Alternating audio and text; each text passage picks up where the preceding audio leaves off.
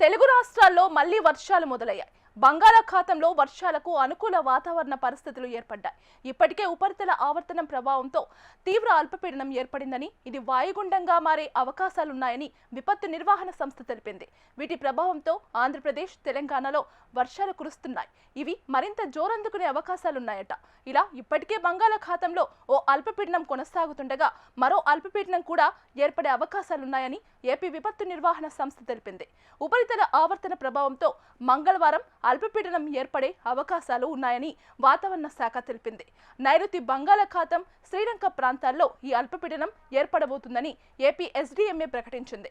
ఇది ముందుకు కదులుతూ మరింత బలపడే అవకాశాలున్నాయని, దీని ప్రభావంతో తెలుగు రాష్ట్రాల్లో వర్షాలు కురుస్తాయని హెచ్చరించింది. ఇదిలా ఉంటే ఇప్పటికే బంగాళాఖాతంలో కొనసాగుతున్న అల్పపీడనం ఇవాళ వాయుగుండంగా బలపడే అవకాశాలున్నాయని ఏపీ ఎస్డీఎంఏ తెలిపింది. ఆ తదుపరి 48 గంటల్లో పశ్చిమ వాయువ్య దిశగా కదులుతూ నైరుతి బంగాళాఖాతంలో మరింత బలపడే అవకాశం ఉందని తెలిపింది. ఇది తుఫానుగా బలపడే అవకాశాలున్నాయట.